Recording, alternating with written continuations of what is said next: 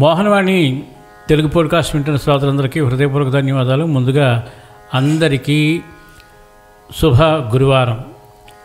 ఈరోజు సత్సంగ కథల్లో భాగంగా మరొక అద్భుతమైన కథను అందరం విని ఎక్కువ మందికి షేర్ చేసుకుందాం. ఈరోజు కథ యొక్క శీర్షిక నిజమైన నమ్మకం.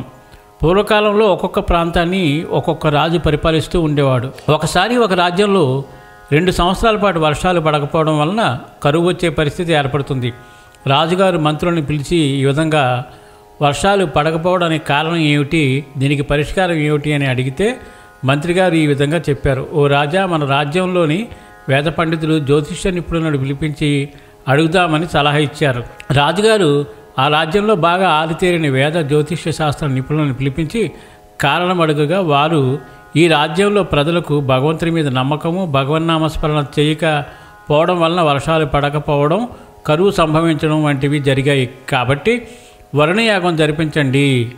ఆ యాగానికి వచ్చిన ఏ ఒక్కరిలోనైనా భగవంతుని యందు భక్తి విశ్వాసాలు ఉన్నట్లయితే తప్పకుండా వర్షం పడుతుందని చెప్పారు. రాజ్యంలో వరుణయాగం జరిపిస్తున్నట్లు రాజ్యమంతా దండోరా వేయించి అందరినీ పాల్గొనవలసిందిగా విజ్ఞప్తి చేశారు. వరుణయాగం చేశారు. పెద్ద ఎత్తున ప్రజలు పాల్గొన్నారు. కానీ వర్షం పడదు. రాజు పండితులను పిలిపించి వర్షం పడలేదు అంటే ఇంతమందిలో ఏ ఒక్కరు కూడా నిజమైన భక్తి విశ్వాసాలతో భగవంతుని ప్రార్థించలేదు. మరి నా రాజ్యాన్ని ఎలా రక్షించుకోవాలి? నేను ఇంత ఖర్చు పెట్టి వరుణయాగం చేసి ఏమీ ఫలితమని బాధపడ్డాడు.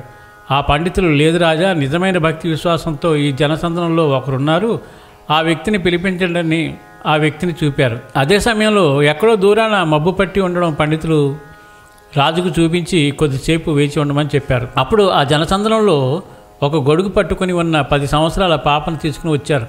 ఆ భటులు పండితులు ఆ పాపను, ఏమిటమ్మా గొడుగు తీసుకుని వచ్చావు ఈ యాగానికి అని ప్రశ్నించారు.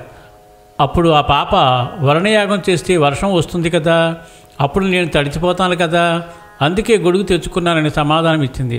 ఈలోగా మబ్బులు కమ్ముకొని బాగా వర్షం పడింది. రాజు ఆ చిన్నారిని వారి తల్లిదండ్రులను బాగా సత్కరించి పంపించారు. వరుణయాగం చేస్తే వర్షం పడుతుందనే బలమైన సంకల్పం, నమ్మకం ఆ పాపకి ఉండడం వలన ఆ రాజ్యంలో వర్షం పడి పంటలు పండడానికి కారణమవుతుంది. అలాగే మనం కూడా నాపై పూర్తి విశ్వాసం ఉంచు, నీ కోరిక నెరవేరుతుంది అనే బాబా మాటను జ్ఞప్తిలో ఉంచుకుందాం. సర్వేజన సుఖినో భవంతు, లోకా సమస్త సుఖినో భవంతు. ధన్యవాదాలు. స్వస్తి.